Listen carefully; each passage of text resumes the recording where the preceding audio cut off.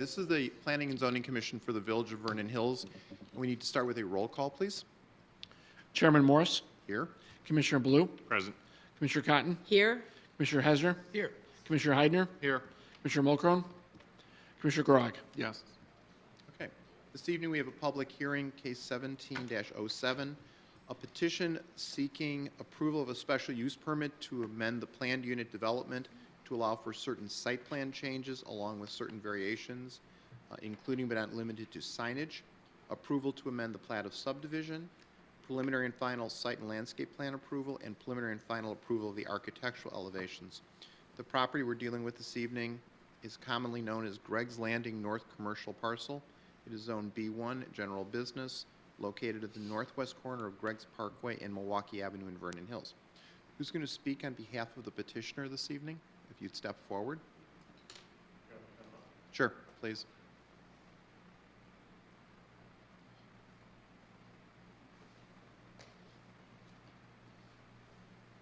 Are you going to speak alone? They're just for moral support, or are your friends going to speak? We can all come up. Yeah, so we'll swear everybody in together if we can to make it easy. I'm Tom Howell, the Director of Real Estate for Aldi out of the Oak Creek, Wisconsin division. Okay, you want to all introduce yourselves? John Schottish, and this is Steve Pagnato with Bradford Real Estate. Matt Carey, Pinnacle Engineering Group, civil engineer for the project. Dan Sargent, APD Engineering and Architecture, the architect for the project. Okay, since this is a public hearing, we'd ask you to raise your right hand and swear or affirm that this testimony you're about to give before this commission of the Village of Vernon Hills shall be the truth.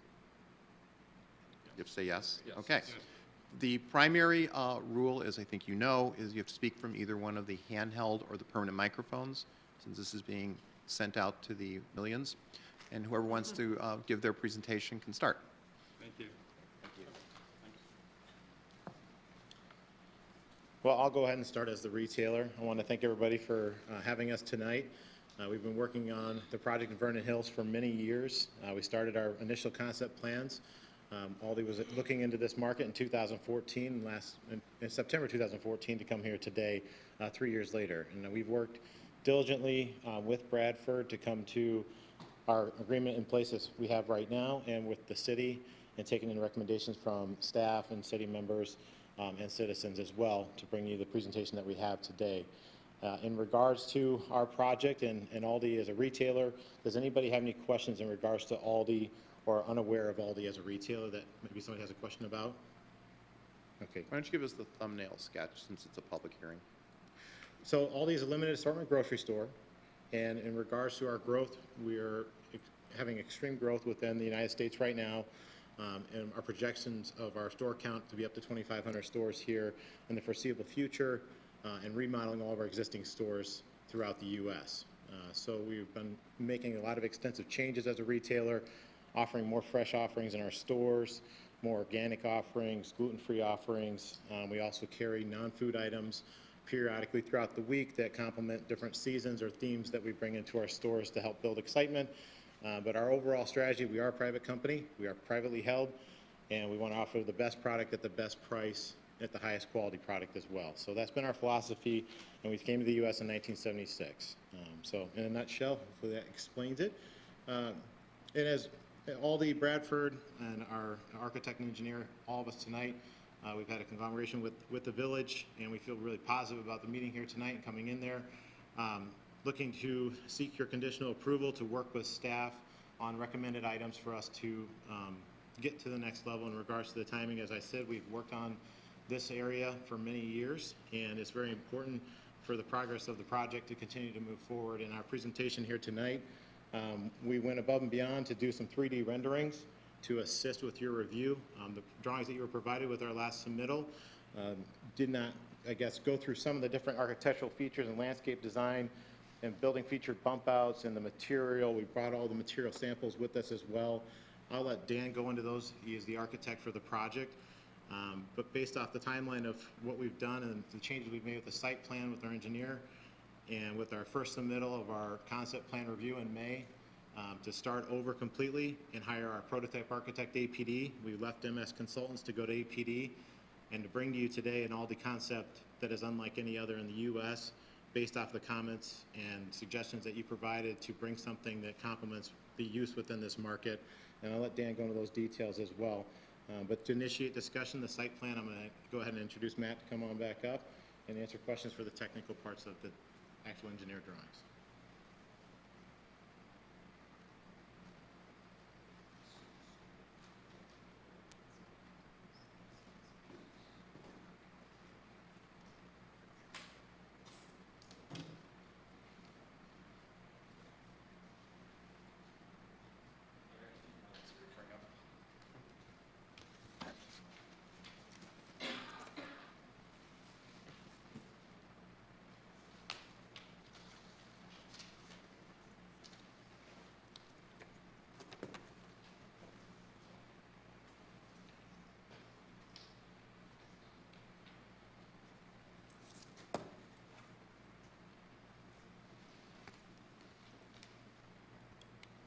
Is this on? Can you hear me? Okay, again, I'm Matt Carey with Pinnacle Engineering Group. We're the civil engineer on board for the project. I just want to kind of give a brief overview of where we're at with the site plan and how we've got to this point.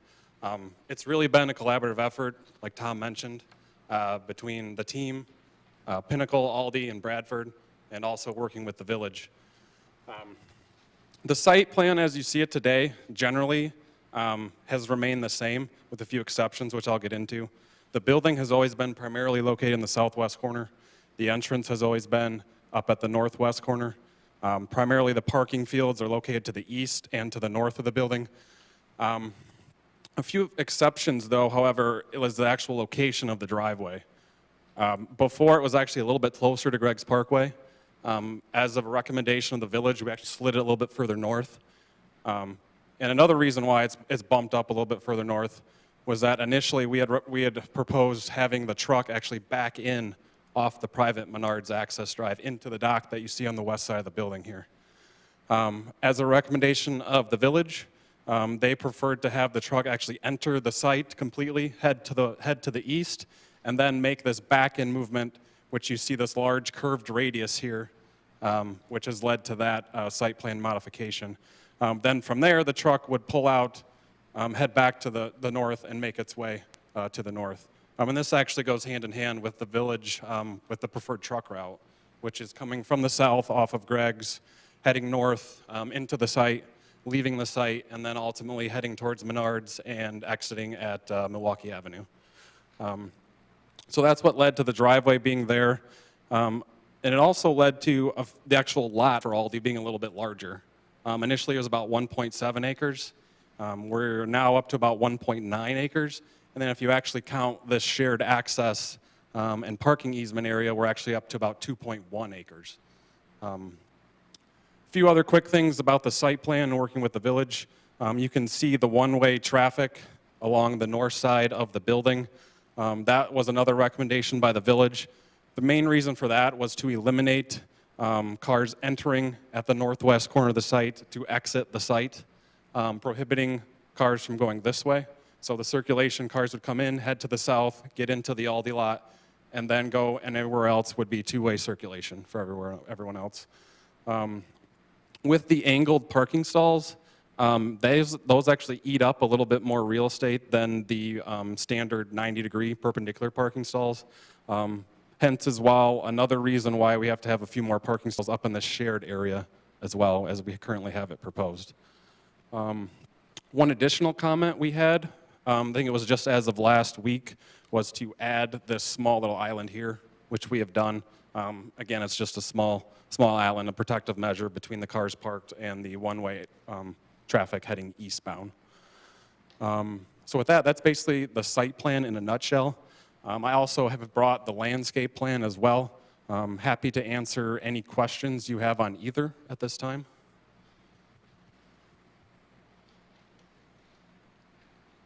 Right as you're entering your drive, you said you would head towards the east. Are there some spots right against the building? Parking spots right against the building? Is that how I'm reading this? Right there? Right here? Yes. Yeah. Those are parking spots? Yes, correct. And where's the entrance is at the northeast corner, correct? The north. The building? The northeast, the building entrance? Oh, the building entrance, main entrance is right here. Northeast corner, correct. All right.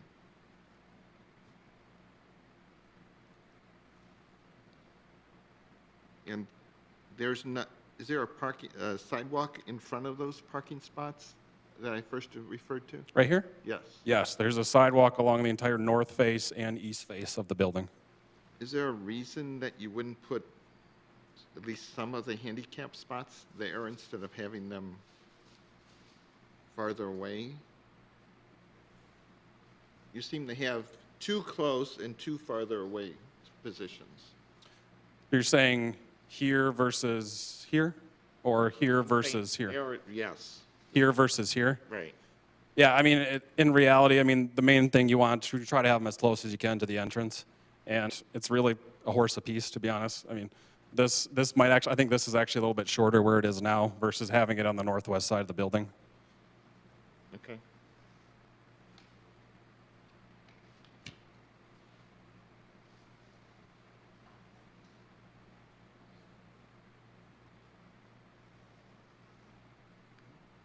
Anybody else? And it's the village's intent that truck traffic and exit on Milwaukee Avenue? For truck traffic, there isn't any specific prohibition on how they exit out of the property.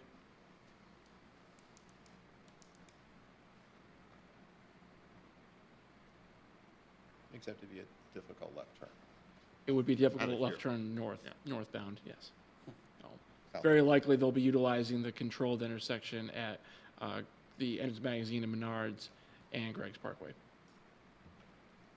And the shared drive that you referred to on the north side of the site is shared with Menards? Is that what it's shared with? Right here? Yes. This is actually undeveloped to the north, but there will be a tenant at some point, and then it will become shared. Is that lot one of the lots you're subdividing? Yes, that the other lot? yes, lot 4 would be the lot to the north, and the Aldi lot would be lot 5. Okay. And you're just reserving 4 spots along that lane there, is that correct? For all the exclusive parking stalls, currently there are 8 at this point, and Oh, over here, okay.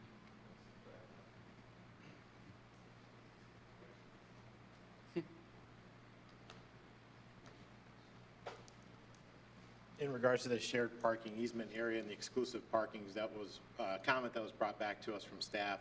We're going to eliminate those. We're not going to have exclusive. We're going to go ahead and update our plans with our next submittal to meet those requirements to have shared parking with the future user to the north.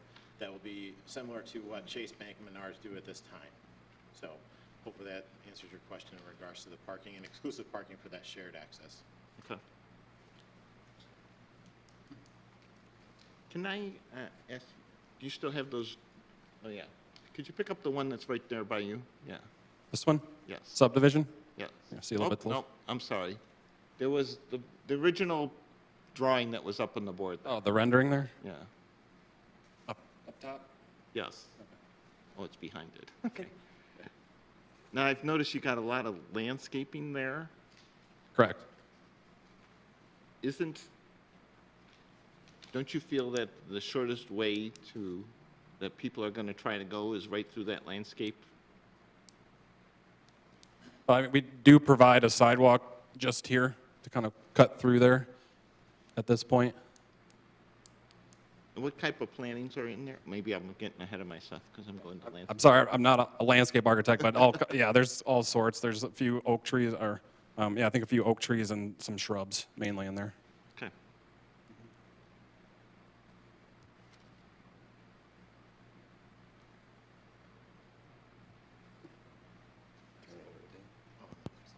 The landscaping is the actual artwork done for the actual plantings themselves. So they are representative of the plants that are on the landscape plan currently. And in regards to the landscape plan, we've brought this up before, that based off of final plan review and staff recommendation and planning and zoning, that we would want to be able to shift and change the landscaping and make adjustments that meet staff requirements 100%, even if we have to change some of the plantings and put in the Colorado blue spruce, which was recommended. We don't have issues with that or the planting material types, so we're very open to that discussion with the staff.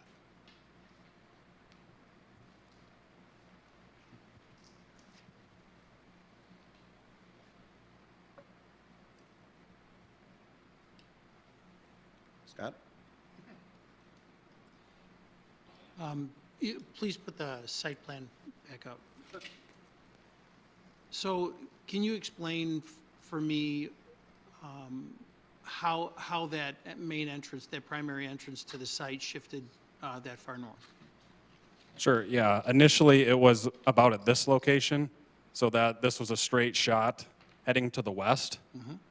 But again, for that truck to come in and then pull all the way to the east and then back into this dock, it just simply isn't enough room.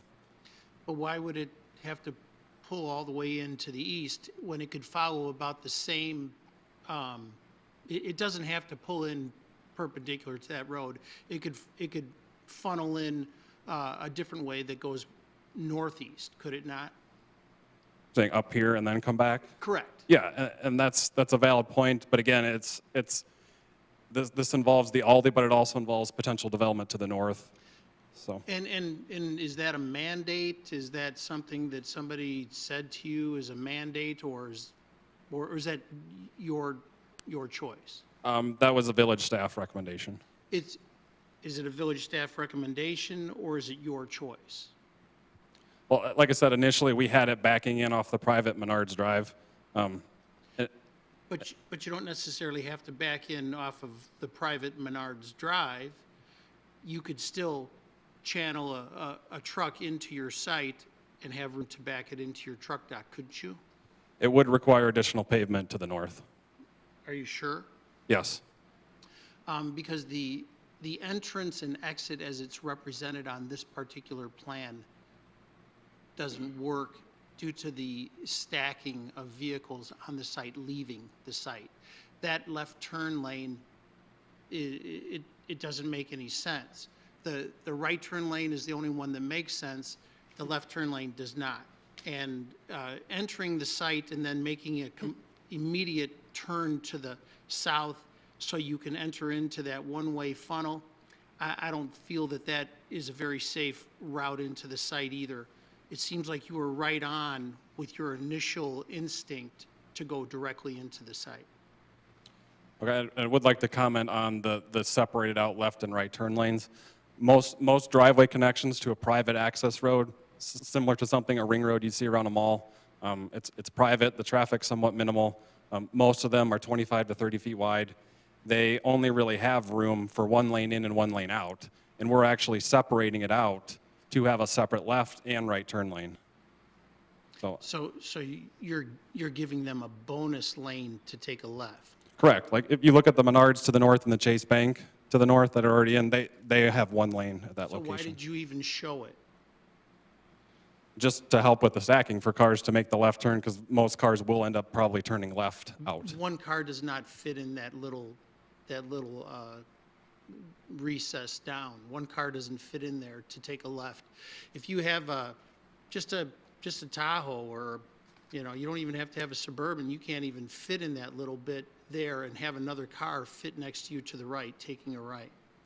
We did model this with some turning movements with a similar SUV. It does fit. Really? It doesn't look like it fits. I can't see how a different car would fit. Two cars would fit there. Okay. I can share those with you if you'd like moving I forward. would love to see Okay. that. Sure. I'm John Shash with Bradford. I just want to speak to your point. We do have, we have a great relationship with the underlying owner, Cuneo Estate, and we're happy to continue to work with staff and improve upon this. We have a couple potential solutions, I think, speaking to your point. One, we could, edit this easement area where you have more stacking for the left turn lane. And two, another idea that's been kicked around, not officially approved by Cuneo State, is if this easement area does go away and just become part of Lot 5, then you don't need this extra landscape island, and you have more room to have better stacking. Just a couple ideas that we're happy to Thank you. work with staff. Okay, first of all, I can dig that. Okay. I can see shrinking that landscape, that 24-foot landscape section, and you may be able to get exactly what you need, but you're going to need more than 2 to 3 cars to stack to take a left out of there. First of all, that's half a car. in the drawing. And secondly, you need a way for those two cars to stack separately and still have one lane to come in and circulate from the entrance to the left. Sure. And to John's point, if we do shrink this down, this lane coming out to the west would align basically with the left turn lane. And then we could have a separate bump out for the right turn lane. And we're left to imagine that. We can certainly, it's a recommendation. We can certainly update the site plan to accommodate that and share it with the commission. That would improve the intersection a great deal. Okay, first of all, that would improve the intersection a great deal. I think one thing that it's been so long, we've been working really diligently with staff, and staff's been great, but it has been a year we've been on this. The other idea, reason why this easement area was created wasn't just for the internal circulation of the trucks, but it also was to move the intersection further away and be safer away from the intersection of Greg's Parkway. So I think we accomplished both of those goals. And I would agree with you if that was on an exit side of the magazine, but it's on an entrance side of the magazine. So if you're on an entrance side of the magazine, I don't think it's less safe coming to the south. I think it's still very much safe for people coming into the magazine and taking a right in a shorter distance. If you're exiting, then you have stacking issues with cars and whatnot, and they can gather up. But on an entrance side, I'm not necessarily one to agree with the safety issue or lack thereof by bringing the entrance to the south. The things I see going on here is, okay, so it's a staff recommendation that there's a centralized entrance to both Lot 5 and 4. Okay, it makes sense. Fewer curb cuts onto the subdivided lots. It doesn't prevent a solution to have adequate turning lanes out of the site that go to the south and to the north. Because right now, I just see an adequate turning lane going to the north, and even that is compromised because they're going to be stacking into the backup area from those perpendicular parking stalls. Right. I think that could be, if we have conditional approval, be easily rectified working with staff and your feedback by either modifying the easement area or making this part of Lot 5 and reducing and basically freeing up at least 12 feet. You know, at first blush, it seems easy, but I've looked at it, and it's not as easy. And that's why this solution came out, because I think it's kind of it's something that just, it's something that you just resolved and hoped it might go away, because this particular design or plan, that entrance does not work. It really does not. If you sit and look at that long enough, it does not work. And maybe you can make it work by, as you say, taking some of that landscape buffer, because it's 24 feet. Holy smokes, that's a lot, you know, and when we're talking about feet and inches, that's a lot to use. But currently, that would be a quagmire at that entrance for this, and I don't think Aldi would want that. I really don't think Aldi would want that, because if there's a lot of people coming in and out of this site, which is exactly what they want, Saturday, Sunday, holidays, whatever's going on, getting in and out of this site would be a nightmare. And it would make me not want to go there, because it would be hard. Yeah, I think if you just picture when we started, this was 1.7 acres, now it's 2.3. So we have a cooperative, longtime partner, landowner that will work with us if we need to edit the geometry to bring it back to staff. Need to edit that entrance. That entrance either's got to slide to the south, so you've got a straight-in shot and a good good head-in, back up for your trucks. So you have a good circulation all the way around, or you got to move it up and create turning lanes for your left exiting traffic and your right exiting traffic. Otherwise, it doesn't work. Okay. Just as a point of reference as it relates to the 24 feet that Commissioner Hasner brought up, the reason for that is that the part of the Ordinance 683, which approved the overall development and really incorporated the covenants that were put in place as part of the annexation agreement for the property, required a 12-foot landscape buffer between lot lines. And so because of that, that's why you see that there. And we're not talking about architecture yet, right? We're just talking about the site plans? Yeah. Yes, right here. Okay, great. Yep. Great. At the expense of piling on, the question I had was a little bit different. If you look at the exit now and you look at it in conjunction with the landscape plan, because you're sitting on a curve to the entrance, what's the view to the south to be able to pull out without just pulling into traffic? Sure, I've actually got an exhibit that has that somewhat marked up. So I feel, Whoops.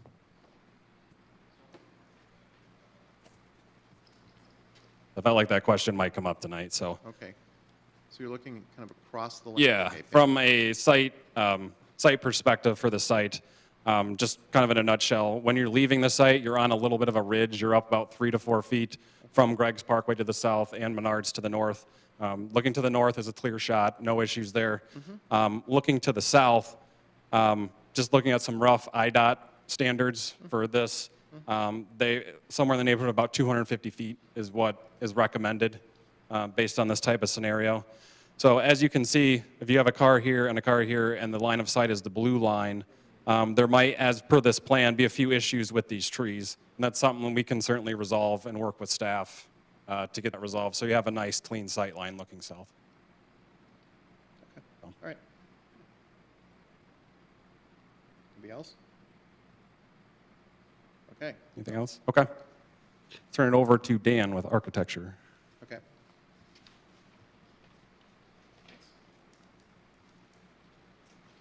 Good evening. Thanks for your time tonight. I'm Dan Sargent. I'm with APD Engineering and Architecture. We're the prototype architect for Aldi.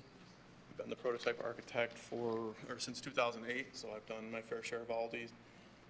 Never have I had the opportunity to do one as nice as this one. So I'm excited to present this to you. As you can see, it's a pretty significant departure from traditional Aldi stores. I think everybody's used to seeing red brick, tan ephes, just very simple. What this building does is kind of totally breaks the mold. It's a totally different building. Every detail is different than what we typically do. It is custom for this site. There's nothing, it's unique. There's nothing else like it across the country, so I can guarantee that. It's definitely four-sided. We've done our best to make sure everything is screened. Our initial proposal gave two options for parapet heights. I don't know if you have those drawings in front of you. So there's kind of a side-by-side comparison. And staff recommended that we present these two options to give the commission what kind of a before and after. I think everybody that I've talked to is kind of leaning towards the lower parapets because the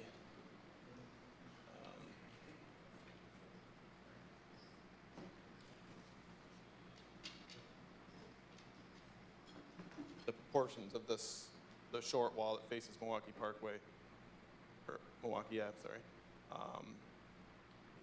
When you raise up the parapets, everything gets much taller. So it's kind of, it throws off your eye. So we're all kind of in favor of this one. And I do think because of the way the building's sited and because there is other parapet walls, lines of sight to the rooftop equipment will be, if there is anything visible, we are screening all the equipment. But the lines of sight should be pretty minimal, so I don't think anything's really going to be all that visible.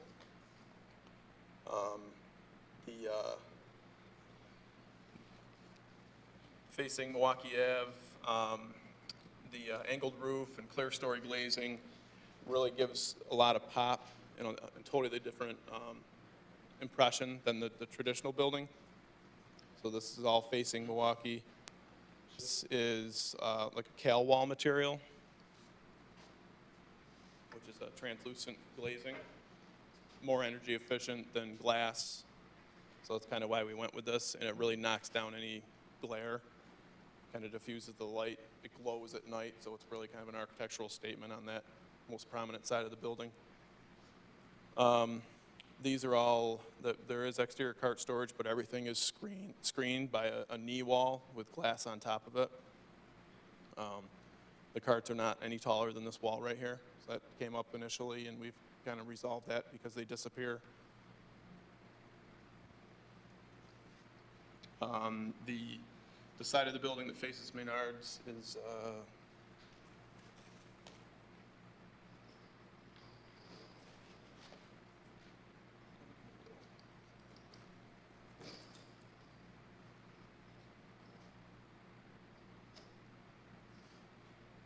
so this has the Aldi Tower, very sleek, modern glazing. Bless you. And then these bump outs are framed out off of the wall. They'll extend about 18 inches off the wall, and they are clad with Nichiha, which is a fiber cement material, if anyone's familiar with it. Very durable material. All the trim is extruded aluminum, so it's zero maintenance. And we did notice when I was talking to Chet that we are missing a door down here, so there is a sales floor egress door. So everything is, there's a total of 3 exterior man doors. So Aldi is a very efficient operation, so everything, the function is really dialed down. So we have very, very few exterior exits, just what's required by code. Coming around the side facing Greg's Parkway.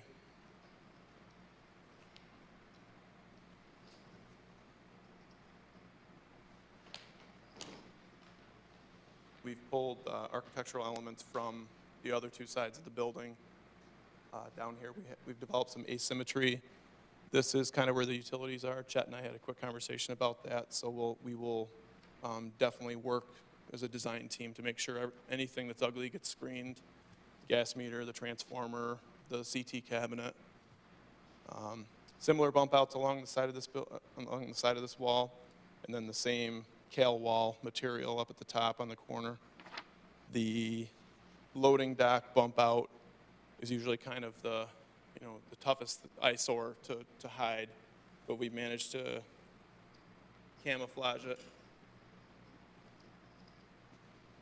and make an architectural element out of it that kind of mimics the vocabulary we have on the front side of the building. So this is a screen wall that would screen the trucks when they're making deliveries, and then an additional bump out up here.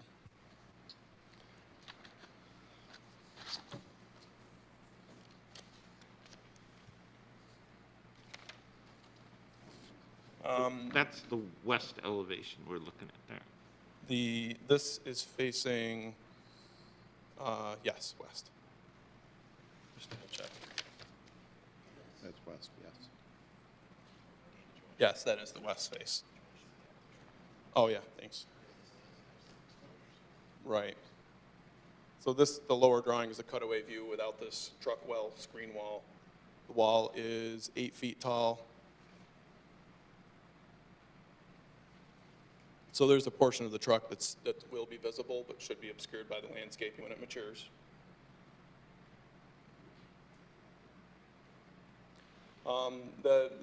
As I mentioned, the modern, fresh materials are something that Aldi's really trying to change with their standard buildings. So we've kind of incorporated the Nichiha material on some of their other prototypes, but this is the most we've ever used. The Cal wall is different. The use of storefront. Like I said, every detail is different on this building. One thing we wanted to bring to everyone's attention is the way that it was written up in the memo was there were 1 building mounted sign for each side of the building. Each one was 75 square feet. Our signs are actually 10 feet by 12 feet, so each one is 120 square feet. So they're still in compliance on the 2 sides of the building, and then we need the variance on these 2 sides.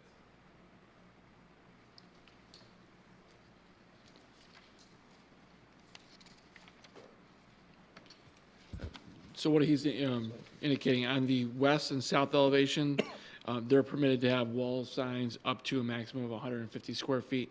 The 120 square feet is obviously permitted. However, they're also proposing an east and north signage, or on those elevations on the east and north of the same square footage. in the report, it references 74.99 square feet. So what they're requesting is a variation, which would allow them to have signage on the north elevation as well as the east elevation of 120 square feet, which would be consistent with what the permitted signage is on the west and south.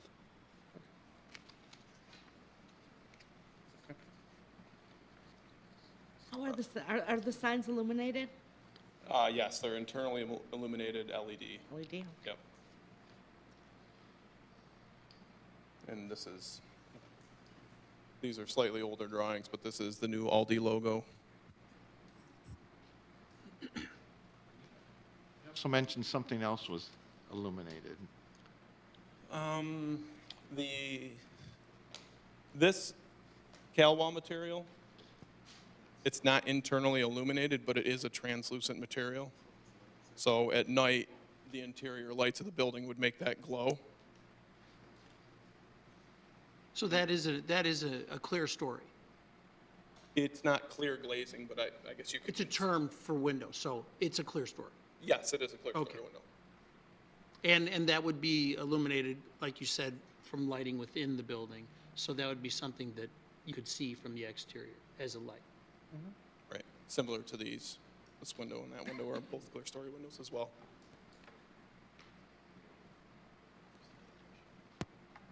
I haven't seen Cal Wall in a long time. What made you come up with that material? When we were testing it, some of the orientations were south-facing, so we wanted to bring light in, but not have glare come in. So this really diffuses the light really well. My first question for the vendor was, does it yellow? Because that was an issue with Cal Wall from a long time ago, and it does not. That was actually my question. Yep, it doesn't, it no longer yellows, So they're making a better product. yes. That's Yep. good. And there's a lot of competitors of similar materials. This is just fiberglass, like a sandwich panel. Nice. But it is more energy efficient than glass, so that kind of pushes us to do that because there is so much more glass on the building. So wherever we can save some energy, we try to do that. As far as the elevations and whether to have lower parapet walls or higher parapet walls versus screened HVAC equipment, I'm in favor of higher parapet walls. It's a clean look. You'll never have to worry about what's on the roof or where your roof penetrations are. The Right. contractor has a little bit more freedom on putting things, not congregating things all in one area. Right. I think that look, I don't believe that the benefit of lowering the parapet walls outweighs the clean, better construction, and it's a better approach. I just don't think it adds that much more to it. And I think it's just a much cleaner, more organized look for this particular building. Right. A point I would make to that is and I definitely understand what you're saying. It's always a debate with architects. Is it line of sight or is it truly orthogonal screening where the top of the parapet is equal to the highest point of the equipment? You can see the screens, they're visible here on the lower parapet version and they're obscured here.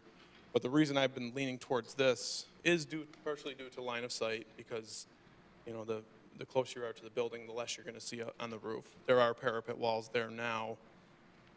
This parapet wall is probably 2 or 3 feet tall, whereas that one's probably 5 or 6 feet tall, and that's what makes the difference. But you're going to be people are going to be viewing this building from a long distance away. Okay? That's how they're going to view this building. Right. They're not, you get up close to it, you're no longer Gonna see. really looking at the whole composition. Right. So it's a no-brainer to raise the parapet wall because then it will always be good, no matter how far away you are. You'll never see it. Plus, I think it's good for the contractor. I think it's good for Gives them them so some that they play. can make roof penetrations where they need to. That's going to be my opinion here. That's all I can share with you is my opinion on that. And Scott, I appreciate your opinion.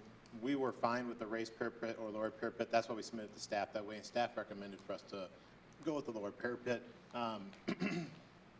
We do not have a preference one way or the other, so if Plan commission would like to give us the recommendation tonight of their preference, we will do either one. It'll be up to everybody else's opinion, what they have.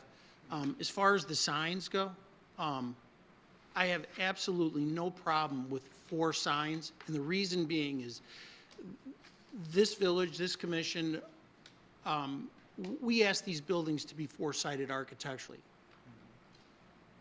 And this has great space around it. I mean, there's a lot of space to every direction. Well, shouldn't each one of these elevations be allowed at least a sign like that? The architecture has to be 4-sided. Why can't the building be represented on 4 sides? So that's, again, my opinion for this. I think it's a very nice composition of materials. You did a great job with this. Thank you. It looks slick, but not too slick. It has decent proportion breaks. I'm glad you didn't extend the wall up where the truck dock is too high, so you can see when a truck is there. I think that's an important thing to consider, to know. Right. Structurally, it's a challenge the taller that wall gets. Well, sure, but you know, there's ways. Right. No, I think it looks nice. I was interested in the Cal Wall selection. But you know, the yellowing, hopefully that's a thing of the past. It is, definitely. And it's a great insulated material. And since you really don't want that bright sunlight coming in, Right. then that's your choice. And it's right over the check lanes, so, you know, it really brightens up that area. And my point about the proportions, you know, they're very similar. So on this one, you know, that Cal wall looks a little small to me. Would you be all right with kind of lowering the bottom a little bit just to adjust the proportions, or I don't or you know. like it as is? I don't know if it is. I don't know if it is small. Right. You know, I think you know, you can second guess yourself all day. Exactly. So I think it looks good. Right. You know, I mean, but that's, again, just my opinion, so. Okay.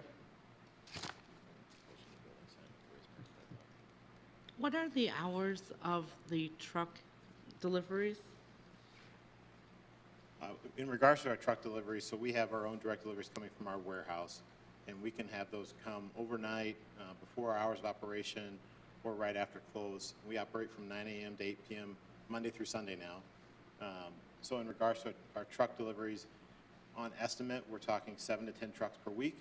The other deliveries of trucks that we have to our site would be milk, Coca-Cola, and then we have LTL trucks for liquor, depending on if we were to receive a liquor license. And then in regards to that, we can't really control how they make that delivery, but very rarely do they do a semi-delivery. So that's something that we can discuss further and work with staff if they would like to have us have a controlled time frame. That is something we are able to do with our own distribution. Well, I would recommend having controlled deliveries because of the backup noise. And I know it's not that close to residential, but if someone does have their windows open, you can hear the backup. So I would recommend maybe, I don't know if you need a 4-hour window or what you need, but I would recommend definitely no overnight deliveries. Maybe 10 o'clock to go with the noise ordinance. The question I would have is what restrictions were put on Menards, if any? The restriction on Menards was that to be no overnight parking or idling of trucks. This really addresses down to what it comes down to what delivery would be, because the trucks would be idling, especially for those that are refrigerated. I mean, those wouldn't be, they would have to be refrigerated during unloading and loading. The condition of approval number 17 would really restrict that Okay. capability. I mean, to keep it standard in the Yeah. development, right? Okay. And Just obviously, to speak when- on our truck deliveries, I mean, very rarely do we have overnight deliveries, and we do not have idling trucks. We only have one truck dock, and with the limited amount of truck drivers we have, they're in and out of there as fast as they can go. So we do not have an issue with idling trucks with Aldi. And this is a question maybe for you, Joe. Are the lighting standards really supposed to have 400-watt bulbs? That's my understanding based off of the technical review comments I've received from the Public Works Department. So we're still working with bulbs. That's how our current lighting standards are. However, through review, we have provided flexibility to do moving towards LED. We haven't updated our code to kind of reach that standard. However, we have been looking at kind of the or comparable, and there is some flexibility within our development ordinance that allows the village engineer some latitude to approve that. Because Cree as a fixture is a good manufacturer. LED is the way to go for site lighting. We're in complete agreement with you. We actually supply Cree lighting, and that was one of our follow-up questions. Yeah, We have interior and exterior all LEDs through all of our new construction, and our Cree fixtures are the small LED Cree fixtures that, for photometrics, we can control exactly where they go, and they're what's a great your light. that- color spectrum on those? Do you know? They are, the building mounted ones just went to 3,000 Kelvin, but I'm not sure what the site lighting is.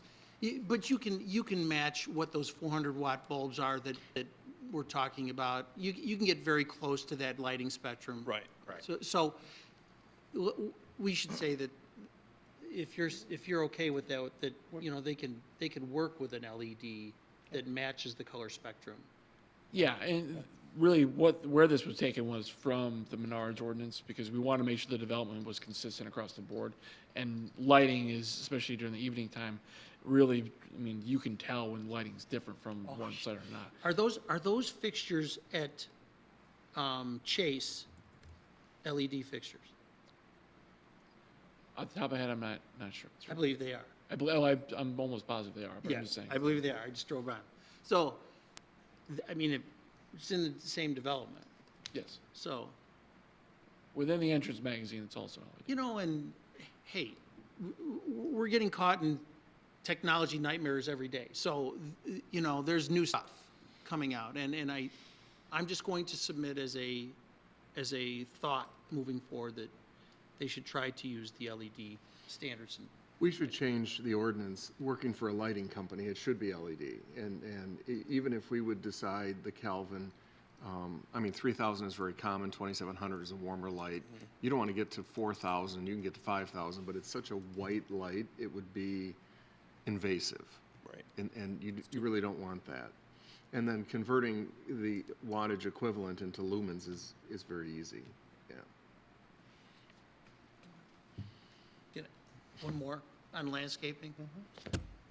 Seems like there's an awful lot of mention on Colorado spruces in here. It's like the only tree that's being requested additionally to all the landscape plants. So maybe, you know, we can work with Mr. Bretman to tame down some of the Colorado spruces. And that's, I don't want to speak for any members of the audience, but there are some feelings within the community that Colorado blue spruce is a preferable tree. And so we've tried to make sure that's reflected in the document. Got it. Yeah. Any more questions on the building that I can answer for you? Anything else?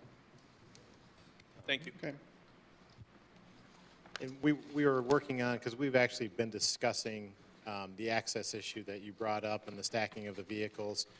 We brought a concept to try to work on that, and then Matt was sketching a concept as well to help, if you want to just take it up there. Apologize, I'm not the best artist here, but this initially had this landscape island squished down additional 6 feet. It was 24. Now this plan has it reduced down to 18. With this concept in mind, it's hard to see these red cars in the background, but that provided stacking for 2 cars in that left-hand turn lane. But based on the recommendation from Scott and the rest of the Plan Commission to revise this intersection, would it be preferred to have more, I don't know if you can see this again, I apologize, but a straight shot out for the left-hand lane and then a little bump out for the right turn lane? Is that more in line with what you're thinking, Scott? That looks a lot safer. Okay. Okay, that looks a lot safer. And 3 cars is probably what is going to be good 95% of the time. Yeah, I mean, it's a lot safer. Yeah, that's an easy change, and we're happy to do so.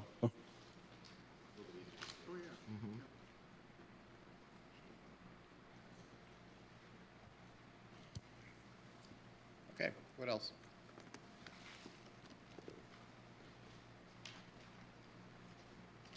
Do you have anything else?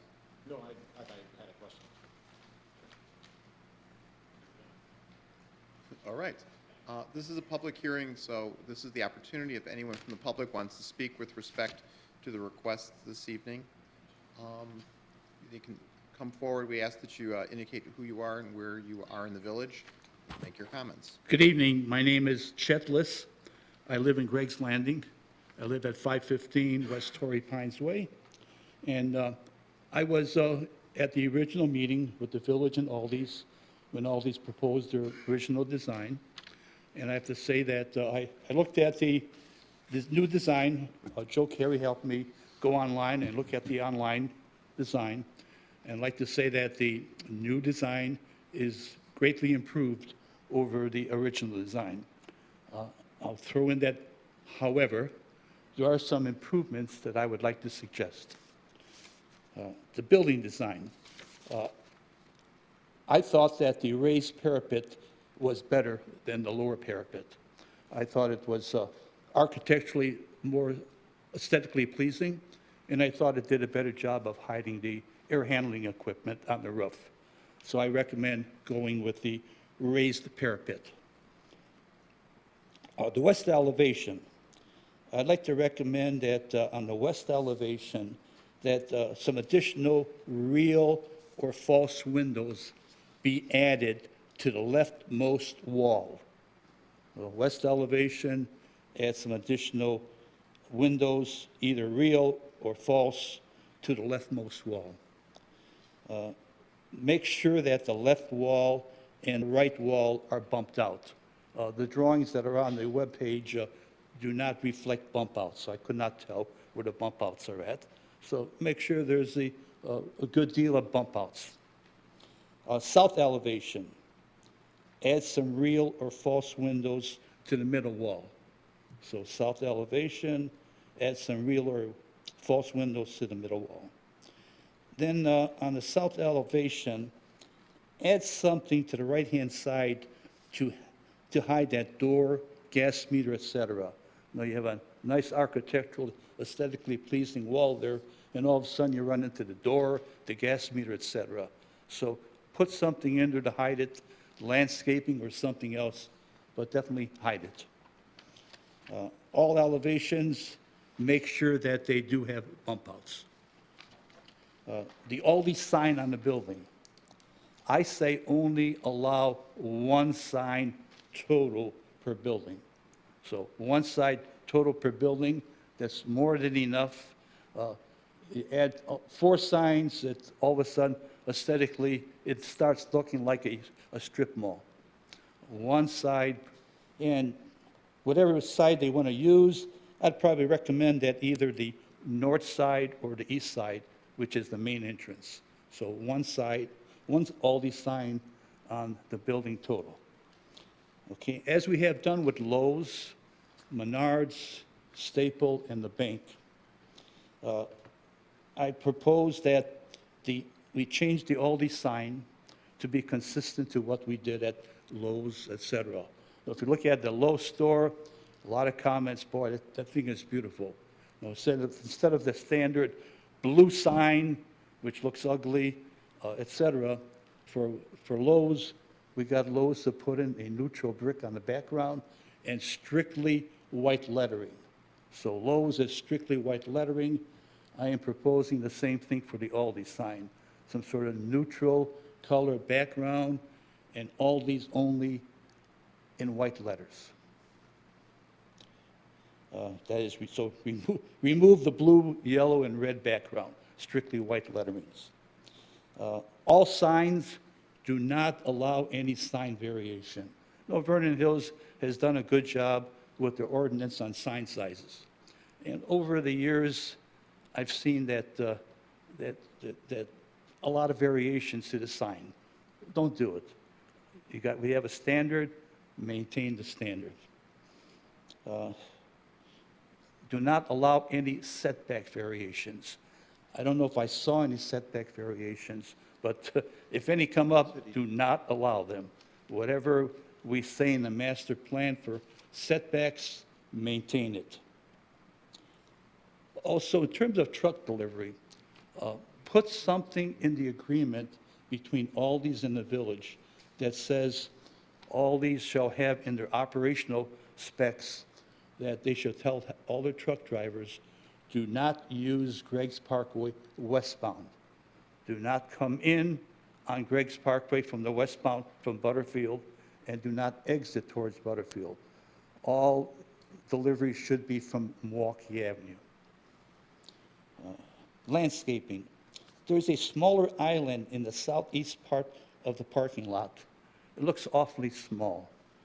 Make sure that that island is a minimum of 6 foot wide. The landscaping people have told me in the past that in order for the shrubs and trees to thrive, there should be a minimum of 6 foot width for the landscaping. Add 2 deciduous trees to that small island, maybe honey locust. On the west end, in addition to the trees and landscaping showed, I'm the Colorado blue spruce guy. So in Greg's Parkway, I'm the chairperson of the landscaping committee. The blue spruces have done well in our area. Definitely no pine, no Austrian pine. Now, one of these days, we'll probably have to have a lot of money spent to replace all the pine trees. So Colorado blue spruce, or there's other spruce trees around. You can make them other spruce trees, but, you know, of that variety. South end also add, in addition to the trees and landscaping shown, add some additional Colorado blue spruces or some spruce trees. The east end, same thing. East end, add more trees. Doesn't look like there's any trees there. And if there's room, add some spruce trees. Landscape maintenance, you know, there should be something in the agreement that states who is going to maintain the landscaping. Is it going to be Aldi's? Is it going to be Menards? Is it going to be Bradford or somebody? But definitely have something in there that says who's maintaining it and how often it should be maintained. There's a retaining wall on the drawing. It doesn't state how tall the retaining wall is, so I'm not sure how tall the retaining wall is. But I'd like to propose something to make the area great.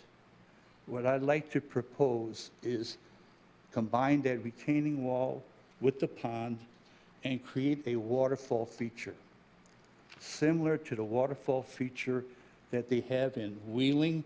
Wheeling has it on Wolf Road and Milwaukee Avenue. There's a townhouse or apartment complex. Niles has it right on Toohey Avenue and Milwaukee Avenue. I took some pictures of the waterfall.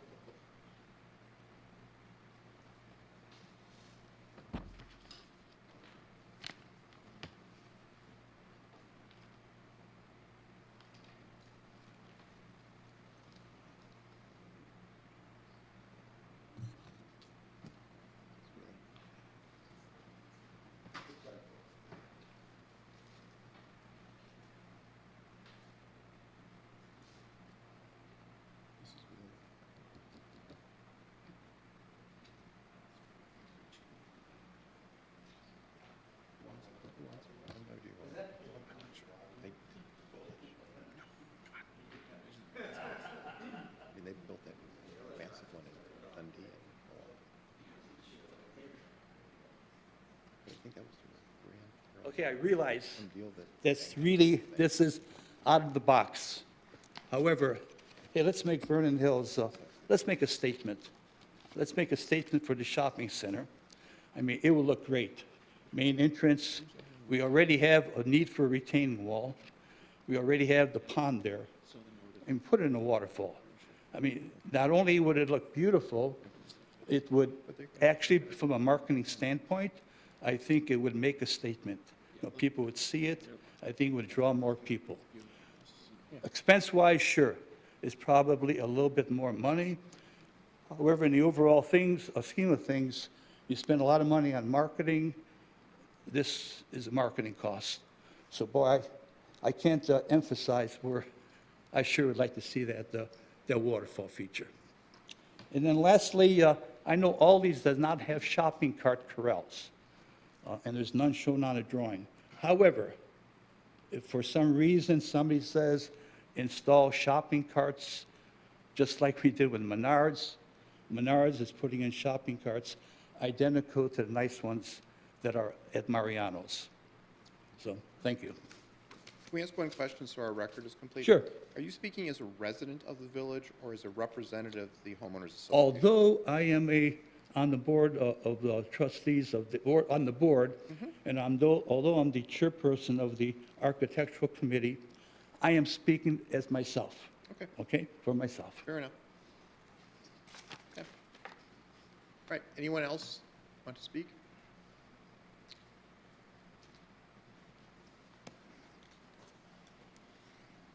Chairman, Commissioners, Manager Carey, ladies and gentlemen.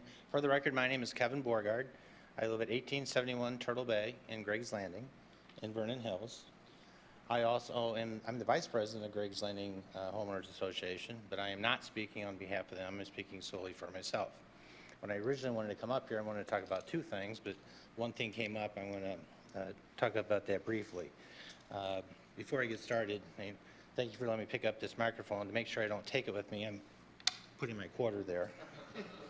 And anyhow, I don't want to mess up your last name, but I agree with Commissioner Mark Gorog, okay, about the LED lights, 2,700 to 3,000.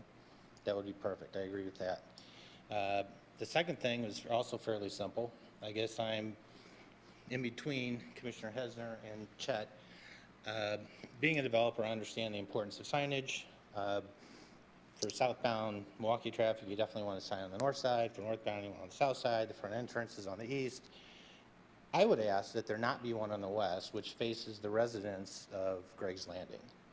Now, I also thought, being a developer, what would be my argument if I was a developer and wanted to come up here and say, but I really want that sign? Two things. One, in this location right here, there already is a sign. Yeah, I'm looking at this right. There's already a sign on the west side, right at the entrance into the development. So they really do have signs on all four sides. Second of all, whenever they develop Lot 3, whatever goes there, I'm not sure what'll go there, probably nobody does, but whatever goes there, it may actually block the fourth sign, the west-facing sign, from the residents when it is built. I have no problem if there is a building there that blocks the view of that sign towards the residents in the future, because then it can be put up and it doesn't have any light pollution towards the residents. But at least until such time as that building is built and blocks the view, I would ask that the petitioner ask for the three signs, which I think are the most important three signs. And of course, on the west side, you already have this other sign. And the last thing, I don't have to add too much more. I agree with Commissioner Hesner on the parking. I looked at it. In some ways, it was better from what first came in. I didn't really see that sketch. I guess now I'm looking at it now. I want to point out that I do think there are some problems with the parking, and I think that it actually, if it is too complicated to get in and out, and you do get gridlocked in a few places, and I'm going to point out 4 examples of things I saw, some of which I think has already been seen. That'll just discourage people from coming and actually cut down on the gross sales per square foot of the building.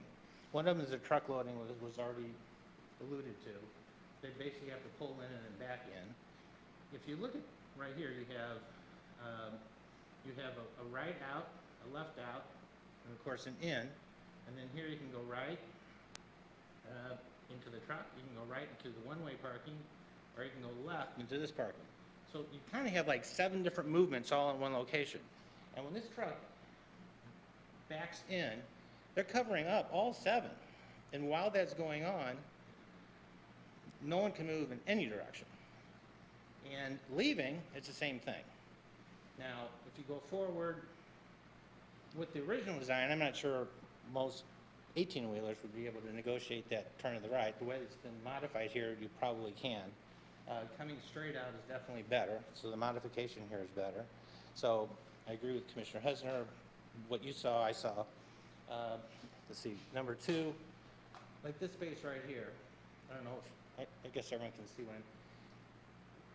In your normal space, you back out and go forward. Here, you can't even turn to go, to turn, until you're all the way back to here.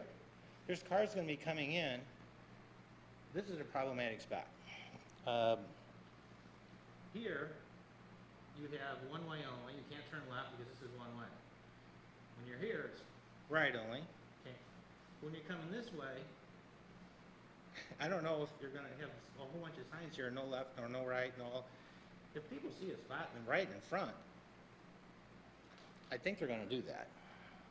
So I think if you can figure out, and I don't completely understand, I looked at the property line, I think the property line comes through here, and because the property line goes through here, there's some cross parking and access easement to the north. I'm not sure what all the arrangements, I probably don't need to understand that. But to me, safety is more important than a few extra shrubs.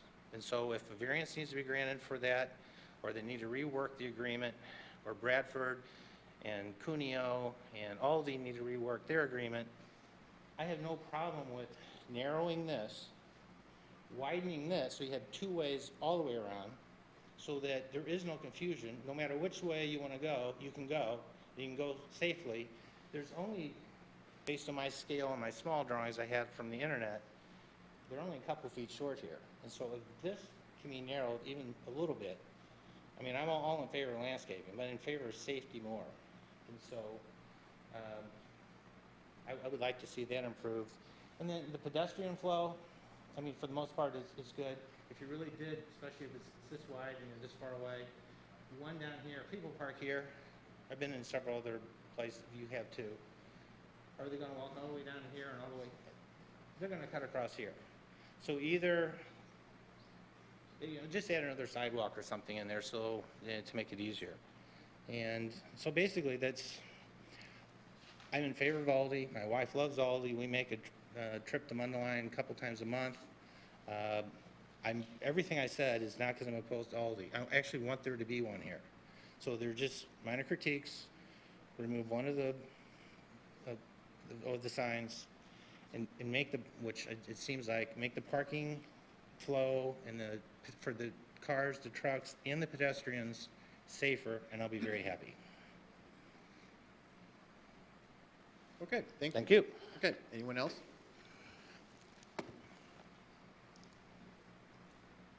No? All right, then we can close the public hearing portion of the meeting. Do you want to add anything from the petitioner after hearing the comments of the public behind the signs or the pictures there?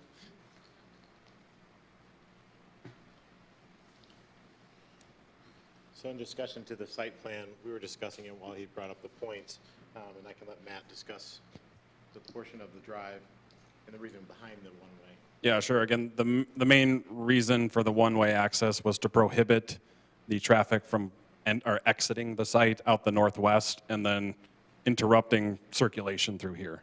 So that funnels the traffic through and around.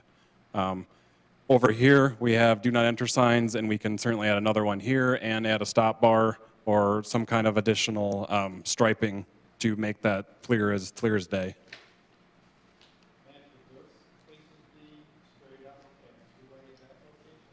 Wait, you need to either have a microphone or repeat it.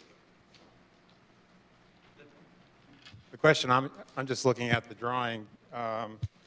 These You want right, to identify yourself, though? Steve Pagnotta from Bradford. Right. I'm questioning if these could be at 90 and this two-way right here.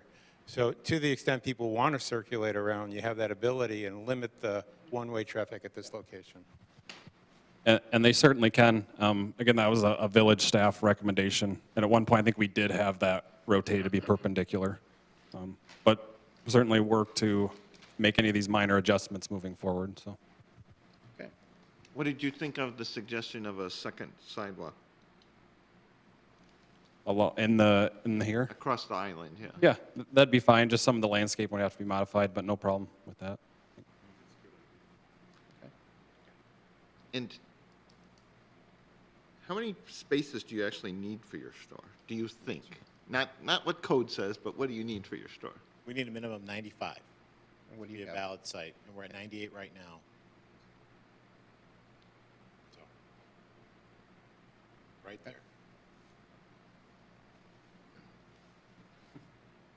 Anybody else? Anything else you want to add? Is there anything you want to comment on, what the residents said about the one parking spot that's farthest west?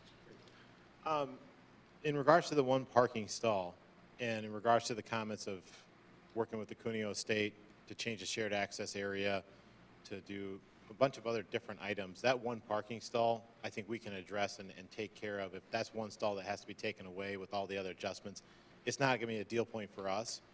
There's a lot of items here that are contingent upon follow-up, and that's one item that we can address to make sure that there isn't the availability for backing up into that area. We did do the drives with the cars. We go through it in extreme detail. So, you know, the safety of the site for our customers and everything else is what we take into consideration the most. And a lot of the recommendations and changes we made to the site plan were based off of comments from staff. And to go back also to the handicap, that's something we stress and we take the feedback from our customers very serious. The number one location our customers want to have handicap is directly in front of the entrance doors to the building. And that is one of the reasons why we put those there as well. And it gets them as close and quick to the building portion without going up and down or having any grade changes from the curb as well. While you have the microphone, can you just, no, you keep it. Oh. Okay. My understanding is that the landscaping that you described in the landscape plan is on the site that Aldi is purchasing. And therefore you will take up the maintenance and just as any owner would, is that correct? Correct. Okay. The door that was discussed, if you kind of lay the landscape plan over it, there is landscaping outside of it, is that right? Just so we have a full record? You were talking about where Dan pointed out that the building, Yeah. the doorway. Yes. On the south side? Yeah, in this general area where the door is coming out. I think, wait, yes, that's south, right, okay. Yes. I keep turning it around, yeah. So you have landscaping that's going to block that from the roadway, is that right? Correct. Gotta go- And then wait. you're also going to I'm have, confused which side we're on. No, you. There's utilities that to the south. But then on the south, if you go to the south, the south door here. Right. We have landscaping. There's that also continuously landscaping all in the backside of the building. And I believe, as you can see here, with these plantings at growth, the doorway's not on there, but the doorway should be located. Right. So Okay, fair we enough. can change those. And that's something that we wanted to change once we got the final building concept and layout for where the signs were positioned, because we obviously don't want to have a tree planted right in front of the building sign. is Aldi taking on the obligation to, I'll use the word improve, but that's not really the right verb, to improve the detention? We, in regards to that was brought up, I can let John speak of that. I just want to make sure I understand the question. There were comments about the detention and quote-unquote improvement to the detention or enhancement to it. That is not part of the Aldi It part is of this. not. I mean, the agreement with Aldi's is once they're built, they're responsible, just like the other retailers there, to pay their pro On a rata share shared, to right, maintenance. a shared TAM retention, charge, right? yes. Okay. Yes. Some of the other questions that came up in both of the public comments related to the signage. We heard someone articulate that if he was the developer, what his arguments would be, but you're the owner and the developer, so to speak. What are your arguments for the four-sided signage? From our original concept design and feedback and everything we've received so far, to bring a four-sided building was to incorporate all dimensions and all architectural features on each side of that building, and that would include the building sign. That's been our stance from the get-go. And to raise the parapet and have even a higher building structure across the board, to have the building signs with those breaks is very critical for us and for the amount of architectural features and the cost to put into this building. Each sign is very important. Okay, as so far as- so we have a complete record. The question really was on the west face of the building, there is a ground-mounted sign that is also to the west of Correct. the building. What is your, I guess response is the right word, but maybe that's not really the proper word either. Response with respect to that as the ultimate owner and developer of this. So in regards to the common monument sign from the Menards development, we would have entitled rights for a small panel on that monument sign, and it is a very small panel. Our preferred option would be to have our own monument sign, but we know that's not an option, and so that's why the building sign is so critical for us at this point. I believe our common monument sign is only, I believe it's less than 2 feet. I think it's 1'6" by 4 feet, or even 2 feet. So it's a very small sign, very minimal. And in regards to our LED building signs, if we can provide information in regards to the photometrics of that light being emitted, to help reduce that as well. And then with future development, obviously that would be a block, but at that access point for someone to come around that corner, if they don't see the small monument sign panel, they would see the structure of our building sign on that portion that would introduce them to that, especially when they're coming towards their grocery options of Mariano's versus Aldi. So that corner is very important to us. Okay. In the staff report that we received for the Lot 5, there are various setbacks that are referenced in it. There was a comment with respect to that we should not permit variation from the required. The way I read the staff report, I'm asking if this is correct in your current site plans, you are proposing setbacks that are either equal to or substantially greater than the required. Is that right? I will let Matt answer that question in specific, but I don't believe we have any setback issues. Okay. Yes, Talk about this, Matt. yes, that's correct. All the setbacks are listed on there, and we do exceed Okay. or your- meet all of your, them. Your new site plan, if we took out the measuring devices, are going to be consistent with these greater setbacks. Correct, but Okay. yeah, again, we already do meet them with how it's currently designed No, I as well. understand. Yeah. Okay. Okay, this is for the record, is what we're doing. Okay, all right. Sure. I guess one comment. Microphone? If we were to work through with the Cuneo Estate, and Joe could probably answer this question as well from our original submittal, we wouldn't need to have that 24-foot landscape buffer island, so we can reduce that back down to 12 feet, correct? So if I'm understanding you correctly, so if you were to, basically, the easement area, if you were to then acquire that, what would be required is a 12-foot landscape buffer just to the north of the lot line. So instead of the 24 feet, you could essentially reduce that down, substantially, and then have a 12-foot landscape buffer to the northern portion of the lot. Because I think if that's something that we would like to address with the plan, that it would be making note that we are still meeting those requirements with those changes and updates. Okay. Right, okay. You provided a variety of preliminary and final. Let's talk about the civil engineering plans by Pinnacle Engineering first. Based upon this evening's discussions, you're suggesting or agreeing to, maybe is a better way to put it, a modification with respect to the adjustment of the right turn lane, number one. Correct. Working with, I guess, Cuneo and also staff with respect to a reduction in size, if you will, of that middle landscape island or landscape buffer. Correct, yes. Okay. What else do we have? Is that it on this, the engineering that's changed? Joe, did I miss something? No. Okay. With respect to the landscape plan, those are the ones by Insight Landscape Design. Those you're modifying pursuant to your discussion with regard to the sight lines, that there may need to be some modification of the landscape on the west side of the property, so you have sight lines when you turn out of the, right? Yes, correct, down to Greg's. And that would be looking with, south. right, not onto Greg's, onto the Menards private drive.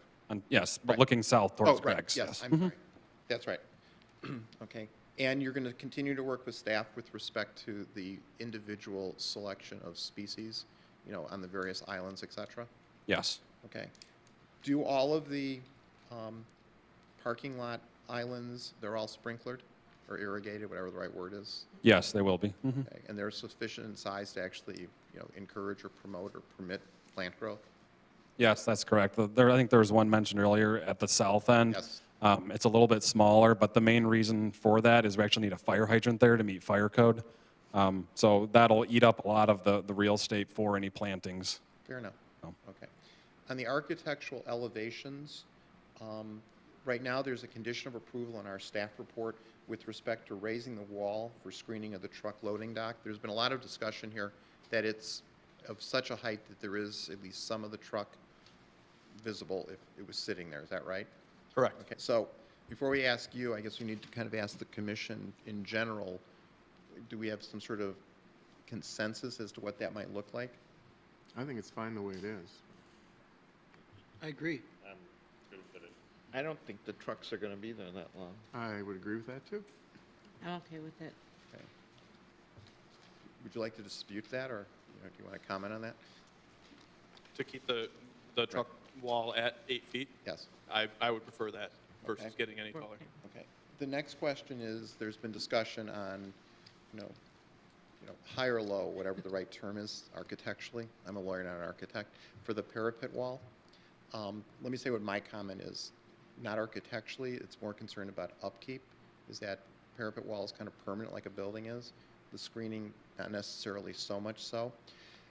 If we went with the lower one, what is kind of the, for lack of a better way to put it, the quote-unquote guarantee that it's going to stay in a consistent with the building in terms of, its condition?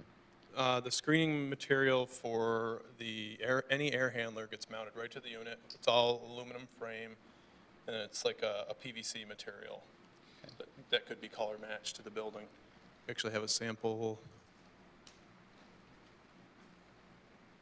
If you can get it off without tearing it, it's this one.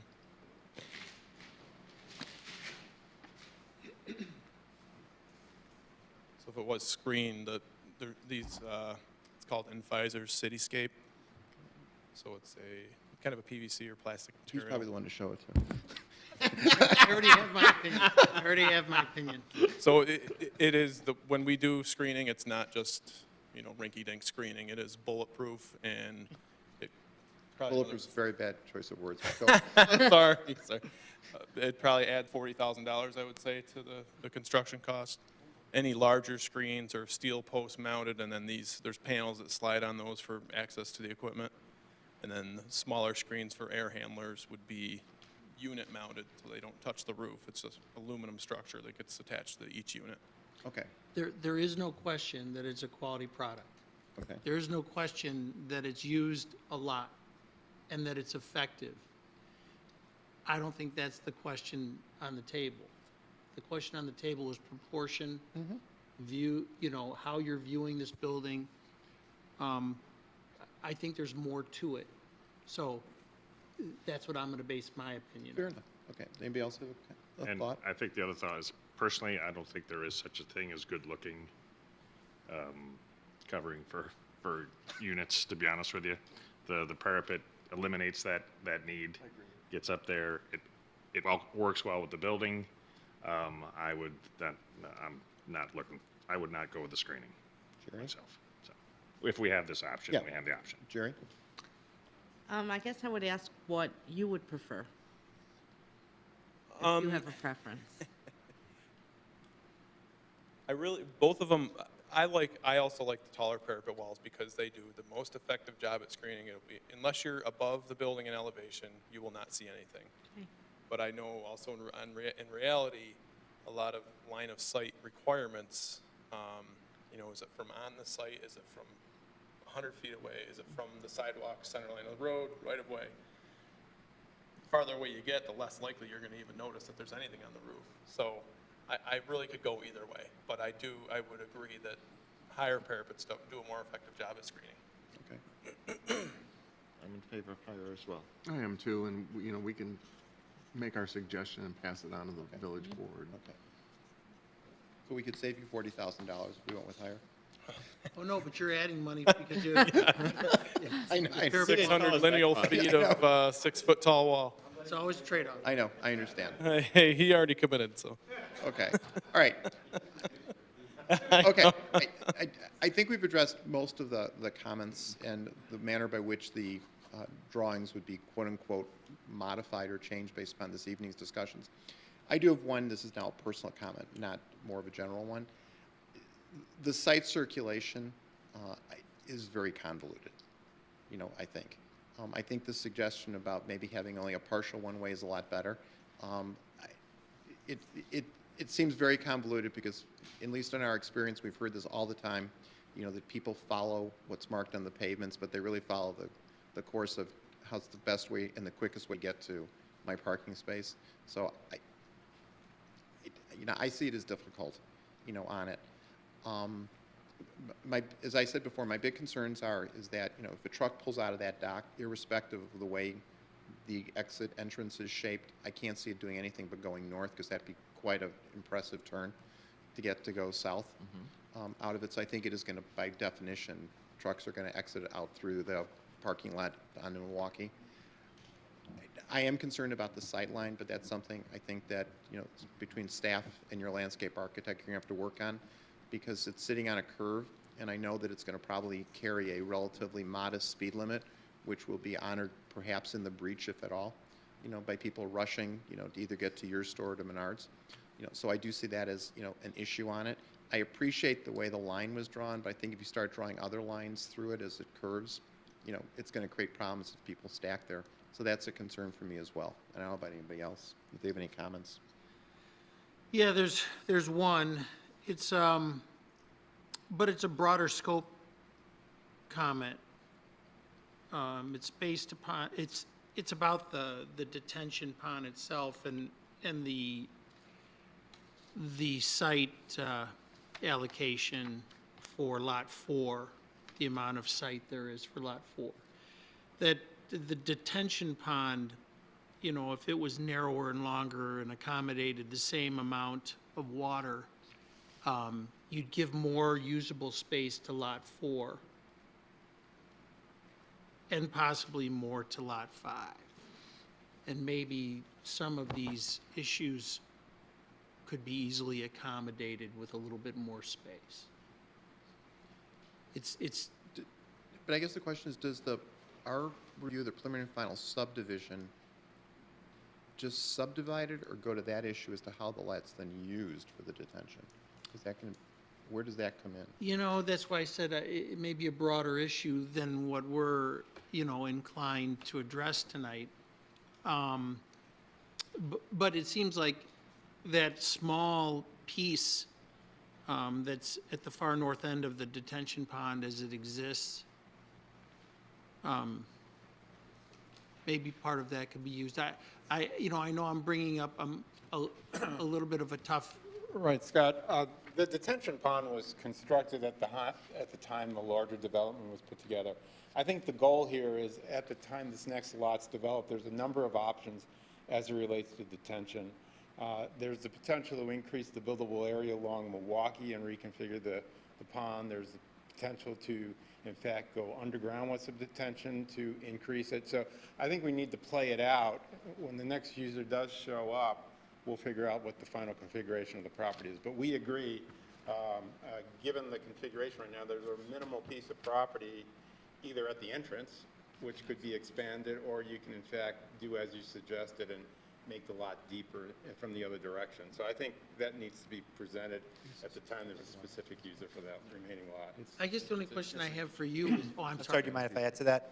John Schottish, and we set up the easement agreement to allow for that. So for example, all these does not have the right to say no to future modification of the detention pond to the north, because like Steve said, it's very hard to guess what the next retailer is going to be, and if they want that corner and pull the detention south and west, or if they want to elongate that and make more buildable area there. So we believe we're pretty well set up, and Cuneo's pretty well set up to be able to modify in the future to address the future users. And the advantage, the outlet to the pond is at the intersection, so the north leg of it could be easily modified. Yeah, I'm not concerned about whether it could be easily modified or not. It's just like when you develop a parcel, like 5. Right.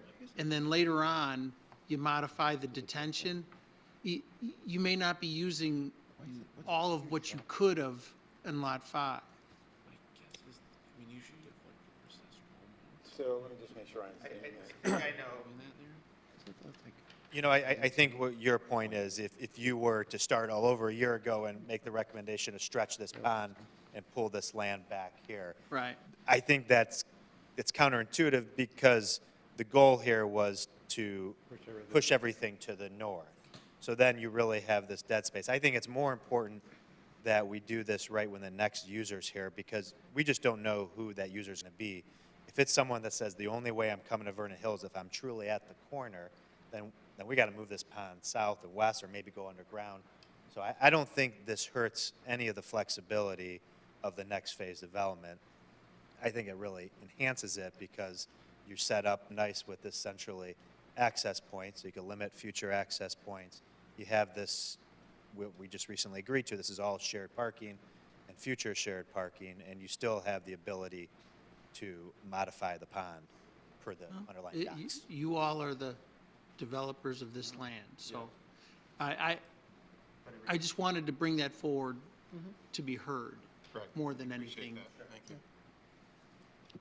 I mean, that's a comment that staff made, because that is an area of concern that the future developer who comes up staff will, I mean, if it's not, any changes are made here this evening, there will be a change that will be required for any future development there. And so, understanding that we don't necessarily want to just kick the can to the last entity and then the site sit fallow, we want to make sure that this actually has a chance to be developed into a productive retailer. Okay. I have one more question. On the photometric plan, is there building-mounted lighting? Because when you look at the walkways in front of the building but not at the entrance, there's a tremendous drop-off in lighting.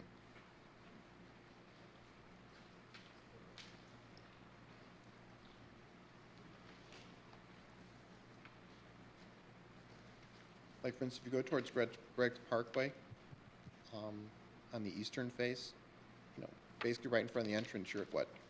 I can just come up and see where you're looking, sorry. Like, you go from 19 to 0.8. You go from, like, here to 0.7. It just seems like a huge drop-off. So on the front features here, we do have wall sconces. They are on the pilasters. That might, Dan, with the new wall sconces actually on the features of the building, and we would have to update, especially if we go to LED, but we can address the photometrics and the lighting, because actually I don't think it's taken into consideration the newly added wall sconces that you see in this area here and on this area here as well. So there are more lighting features that I think, since this is all so new, that it is apparent already to me that those lights weren't even included in the photometric plan. So I think if we were to get recommendation to work with all LED lighting for the parking lot and update our photometric plan and work with staff to find out maybe what Chase was using for their Cree light structure or our actual spec itself, we'll update the entire photometric plan and match the current building and make sure it's consistent. Excuse me, there's under canopy lights. There'd probably be 3 or 4 per side underneath the canopy. But as you go, but once you get past the canopy on your photometric plan, there's a huge, huge drop-off. Right here. But on that side of the building, I'm almost certain that they're not taking into consideration. No, I understand. Yeah, but there should be 2 other additional lights here that would be providing enough light to have at least 1 foot candle. So we will update that. Okay, all right. You don't have any cart corrals in your parking lot, Cart do you? corral's been brought up several different times tonight.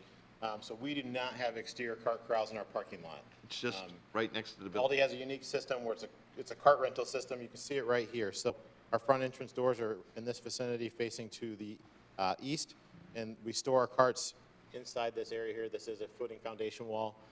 So our cart corral is included in our tax calculation for square footage, which is always a benefit. But there's one on each side of the building, and we have two rows of carts in there. And as Dan had mentioned, it matches all the architectural features of the building here, and they're not visible from the outside. So our customers come in, they put a quarter into the cart, they shop, they go to their car, they unload, and then they get their quarter back when they bring the cart back into the interior cart corral. It's a great system, and whoever decides to be lazy and leave their cart, it doesn't take very long for someone to grab a cart and put it back and get a quarter. So you'd be amazed what someone will do for a quarter. Okay. And the sidewalk going across the island, Yes, right here. is that usable by a cart? Is that, It will be usable with a cart. It's a 5-foot wide sidewalk. I wasn't worried about the width as much as the ending. Is there a curb at the end, or is it flush with the On the pavement? drawings here, they did not incorporate the ramp, but it will have a ramped entrance, and that will be addressed. There.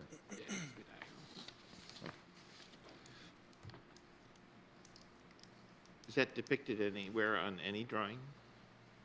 On the actual site plan itself, I don't know if it actually details that. No, right here. But with our standard, for all of our sidewalks meeting onto the parking lot, they will meet the elevation grade of the pavement. So that's our standard practice. It's not detailed on the plan notes at this time, but that's something that we always include in our plan detail.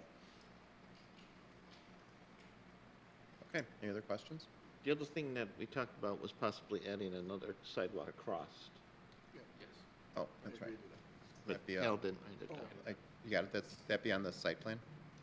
The sidewalk that we were discussing, are you talking about crossing through the landscape? Somewhere over way. there, yeah, Right. somewhere, so that Yeah, so there's they're another not break. running So we got that. all the way down to the other sidewalk. Yeah. Because they won't, they'll go across your median. Yeah, we can add another sidewalk into that area. Okay. All right, anybody else? All right, Now I do have a point. pardon me? Can we take the signage out of this and vote on it separately like we normally do? Sure. I mean, it's just easier that way, just, we can vote on it as prepared, or as presented, or whatever we want. Because I know that we always like to talk about signs. Separate here someplace? I agree with the plan, by the way, as do you. Where's the sign? I mean, if we were gonna ask them to develop on 4 sides, Here it is. So approval. and I don't think the glow from these signs is gonna be obtrusive. Oh, it's on the, Just naturally by its color. West elevation is allowed. It's a Okay. permitted sign. So it would have to be a condition of approval. Okay. To restrict. All right. Prohibit west elevation. okay, so okay, number one, we have talked about the modifications to the preliminary and final preliminary and final plat of subdivision prepared by Compass Surveying. There are no changes to the subdivision that we discussed this evening compared to what you've produced. The on-site civil engineering plans prepared by Pinnacle Engineering, we discussed the modification with regard to the turning, the modification with regard to the sidewalk, and I guess the modification with regard to the possibility of the reduced, median island? I don't know what we're calling it, whatever we're calling it. What are we calling it? So what I put down in my notes is in the event that the lot line is adjusted, which would be a modification of the plat of subdivision, there would be, the petitioner would reduce the middle landscape buffer from 24 feet to 12 feet. So there is a modification, they're coming. Potentially, I mean, I think what Right. The petitioners have indicated Yeah. is they need to Right. confirm with. That's what we're looking Yeah, Okay. there's a modification coming. In terms of the preliminary landscape and photometric plan, we're talking about the landscape being modified with respect to the sight line, it being modified, I don't know whether it's the engineering plan or whether it's the landscape plan, the additional walkway from the north across the western portion of that island, whatever it becomes, as well as the updating of the photometric plan to reflect the actual photometrics. And sidewalk has to have some kind of lead-in to it, a striped or Oh, right. something so that a person can get to that channel Right. safely to cross. Okay, got it. It might be 5 feet, Right. I think they have enough space. Yeah. Okay. You're going to look at the westernmost parking space against the building, also with respect to that. Okay. I don't have a problem with that parking space. It's got a quirk to it. And yeah, whoever's backing out of it is gonna have to be careful, but I don't know if you wanna lose a parking space there for that purpose. I agree with you. I don't think we need to lose it, but if you guys look at it and you're happy with it. Can we label it with the sign of employee parking only? Employee of the month. If you note it, it'll happen. Right. But I think that would avoid the customer inflow Okay. because it would be. Right. Okay. There's a variety of conditions of approval for the entire site that were in our packets, which I believe you've seen. One of them, condition 6, which is the lighting standard.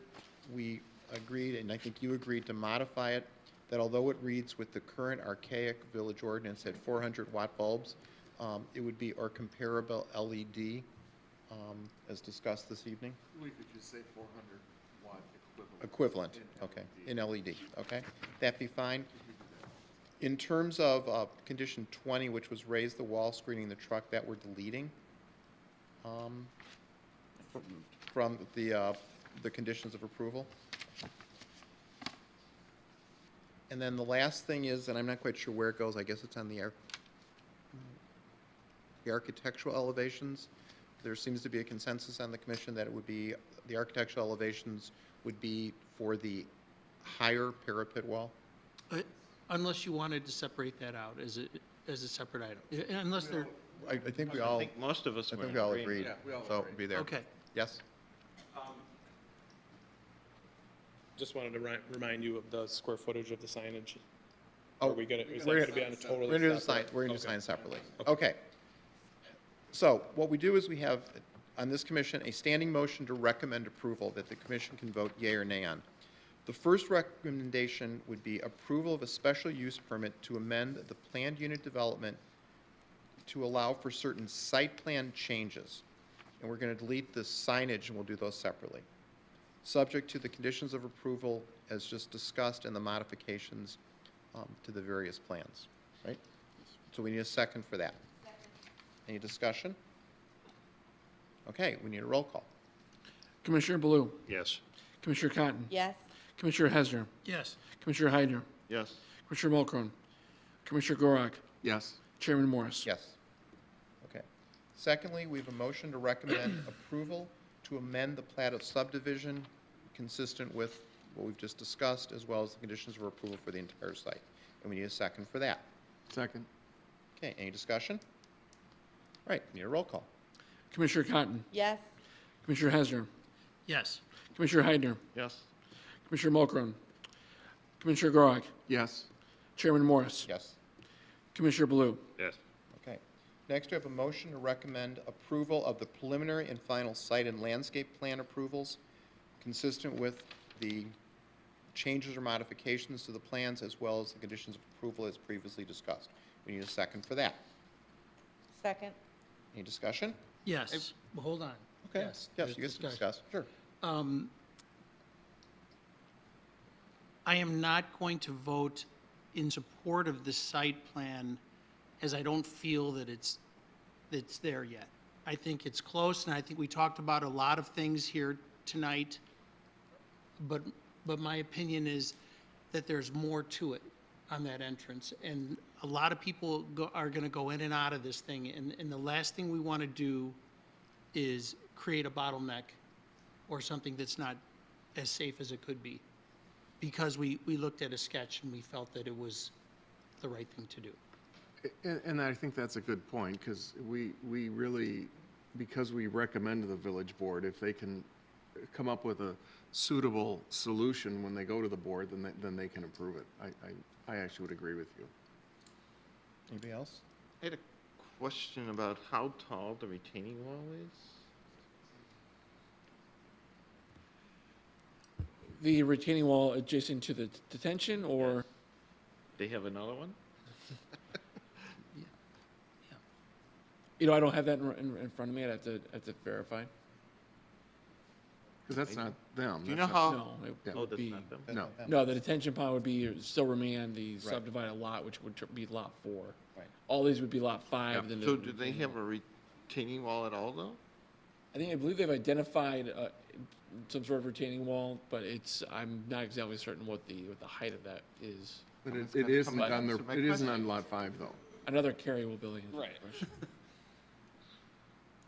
The question was the overall length of the retaining wall? No, height. Height, 0 to about 8.5 feet is what it varies. And it goes from Above. higher on the Yep. north side 0, 0, and then about 8.5 somewhere in the middle. in the middle. Yes. There are grading challenges. If you do drive out there, you can see how the slopes, the slope or the site generally slopes from west to the east, and really drops off towards the I pond. remember those conversations we've Yeah. had in the past on that. Okay. All right. Anything else on site and landscape plan approval? I don't disagree with Scott's comments regarding the issues or the challenges regarding the site circulation. And I'm a little hesitant to say I'm in favor of it. However, maybe the way that I would be okay, if okay is the right word, I don't know about anybody else, if with regard to the site and landscape, we added an additional condition, that would be that I guess it's the developer we're calling him here, or the petitioner would need to work with staff with regard to, I don't even know how you phrase it, the reconfiguration of the entry-exit Yep. area I think for that- safe traffic movement? Or how, basically, what would be our Well, didn't they think that- instructions? Isn't that? Well, the previous condition of approval is said to adjust the right turn exit to accommodate additional left turn movements. And that, I believe, based off of the presentation, would be to kind of essentially straighten out the entry exit from the northern portion of the lot, which would help kind of accommodate some of the turning concerns that were expressed. Then you gotta do something with the landscaping as it goes south. Yes, and that was one of the, in the event that the lot lines adjusted, there's a reduction of Right. 24 feet. Fair enough. Okay, but I think it's clear what we're saying, is that irrespective of whether one votes for or against it, it's something that needs to be addressed and finalized before it goes to the village board. Is that something you'd like to make an additional condition of approval, or is that, I think, implied through the previous conditions? Thoughts? It's an additional, I would and agree. the reason is, I mean, it's pretty evident we're a little perplexed by it. And so, I think to support the site with an entrance that's challenged is, Okay. So who seconded that one? I'm I sorry. did. Okay, would you accept that as Yes, I as a would. conditional? Yes, Okay. I would. So we'd vote on that with an additional condition then? Okay. Okay, any more discussion?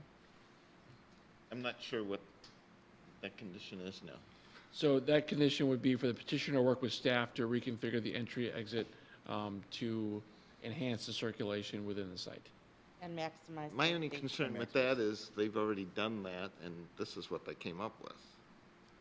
well, okay, good point.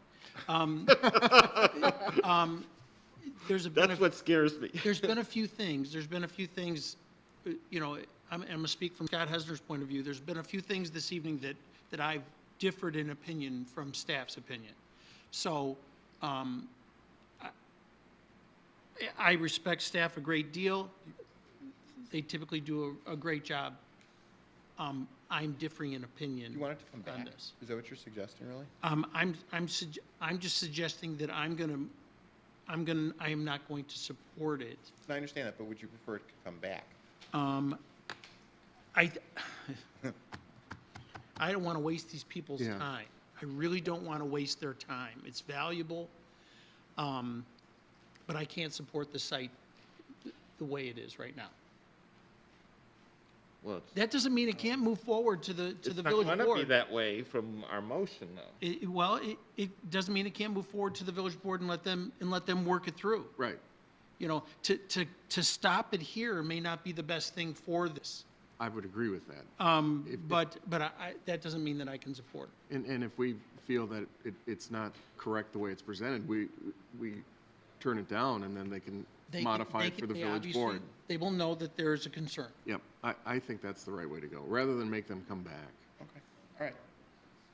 So we're going to leave the amendment on. Steve Pagnotta again from Bradford. Well, I'm sorry, but we're still talking through this. Okay. So where there's a motion, it's been seconded, Right. we've had the conversation. I think now it's time to call for a vote. Yeah, we gotta, I think we can just vote on this. Yep, I think so, too. Okay, so, let's have a roll call. Commissioner Hesner, No. Commissioner Heidner, Yes. Commissioner Mulchrone, Commissioner Gorog, no. Chairman Morris, No? Commissioner Blue, Yes. Commissioner Cotton. Yes. So that's 3-2, or 3-3, sorry. But I think you need to understand that the genesis or the intent of this vote is not against the project. It's not against what you're intending to do. It's just the particular plan we saw, and you understand our concerns, and those can move forward to the village board, and you can address them there. So it's not like we're saying, don't do this. We're just saying, be concerned about that particular aspect. Okay, next we have a motion to recommend preliminary and final approval of the architectural elevations, subject to the conditions of approval we discussed and the modifications, which included the higher wall, as we talked about. So we need a second for that. Second. Any discussion on architectural elevations? By wall, you meant parapet. Parapet wall, I'm sorry, yes. Okay. We need a roll call. Commissioner Heidner, Yes. Commissioner Mulcron, Commissioner Grog, Yes. Chairman Morris, Yes. Commissioner Blue, Yes. Commissioner Cotton, Yes. Commissioner Hesner. Yes. Okay. Now we have to address signage. We had A, B, and C in our packet. One was to allow one wall sign on the northern elevation face that has no frontage on a public or private street, and that would measure 120 square feet. Second is to allow a wall sign on the eastern elevation that has no frontage on a public or private street, measuring 120 square feet. And then lastly, to allow logos on northeast, south, and west greater than 4 square feet. Okay, okay. So I guess the question is, we can do these as a group or in bulk, or we can do them one at a time, whatever we prefer. That's fine. I say we do them in a group. Anybody? Okay. So then we have a motion to recommend approval as part of the special use permit to allow one wall sign on the northern elevation of the building face that has no frontage on public or private street, which measures 120 square feet. Secondly, to allow one wall sign on the eastern elevation of the building face that has no frontage on a public or private street, measuring 120 square feet. And to allow logos on the northeast, south, and west elevations greater than 4 square feet. We need a second for that. Second. Any comment or discussion? My only comment is I sort of agree with what, Oh, sorry. Go on. Oh, no, okay?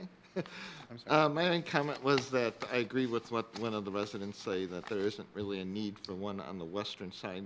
It's eventually going to be covered by another building. And they do have the sign in the roadway on Greg's Parkway entry.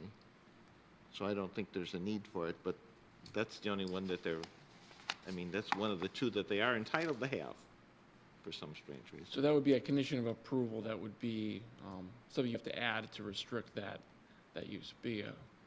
Well, I'm probably in the minority, so I don't think that's going to fly. Well, you could always vote on that specific condition separately if that would be a You want to vote on preference. it separate to have whether we recommend approval of a western-facing sign?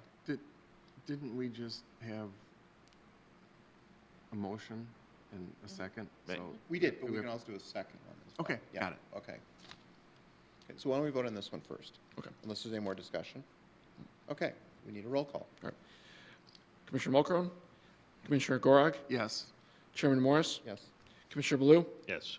Commissioner Cotton, Yes. Commissioner Hesner, Yes. Commissioner Heidner. Yes. Okay, we need to address the other one separately? Well, I can't, that was just for the north and south.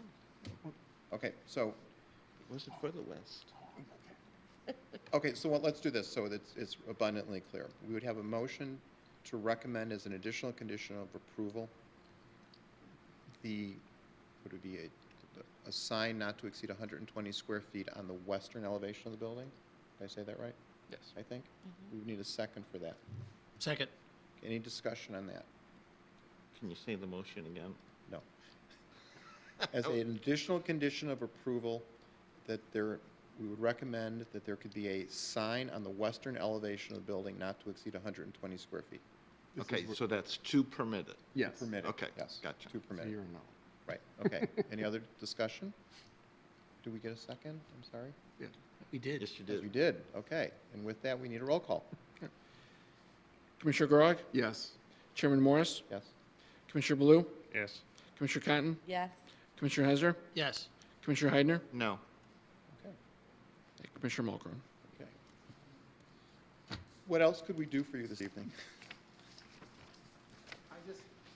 Steve Pagnotti again from Bradford. I just need some clarification as it relates to the site plan. So it was a tie vote 3-3, and that was based on the original submittal or the submittal as modified tonight? Little of both. Little of both. It's the Okay. original submittal and the submittal this evening without a full, I guess, articulation and understanding as to how that works and if it would work, and whether that's the best way to have it work, I guess, all the above.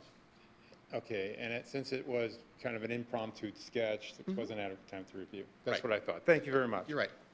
Okay. Anything else? Okay, we have, if I can find my agenda. Thank you. Any development review for this evening?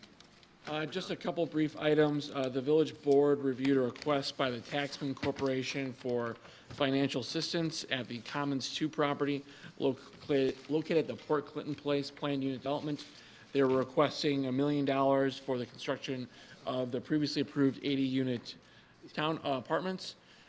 During the discussion in front of the board, it was determined that there was greater support by the village board members for townhomes to be constructed at that location. And so they have directed the Taxman Corporation to develop a site plan that would show 18 townhomes to be at that site. There was a general agreement to some level of assistance, though that is to be determined as to how that's structured. That would require additional concept review before the village board at a committee of the whole, followed by an additional public hearing before the Planning and Zoning Commission to review and approve modifications to the plan unit development for site plan and any other additional variations as may be required. This is in lieu of the 5 or 6 story building? Correct. That's actually a good solution. So in lieu of the 80 units, it would be that. And we just received a site plan today, so that's something that we'll have to review internally with staff. I wouldn't anticipate a Planning and Zoning Commission on this matter until probably late this year, early next year, depending on how quickly they move So it's forward. been from rental units to, I'm not certain if they'll be rental or for sale townhomes. We'll find out. Well, if you're going to build townhomes and they're going to be rentals, they're big buck rentals, so. Another item that we'll have a Planning and Zoning Commission likely at the beginning of November is for AAA Auto Care. When the special use approved them adjacent to Mariano's, it restricted overnight parking. That is something that we've had a resident raise concerns over. They are requesting a lifting of that restriction, so that's amendment to special use. I would encourage commission members to drive by, take a look. From my own personal vantage point, I have had a hard time seeing vehicles being parked there unless I'm actually driving into the site.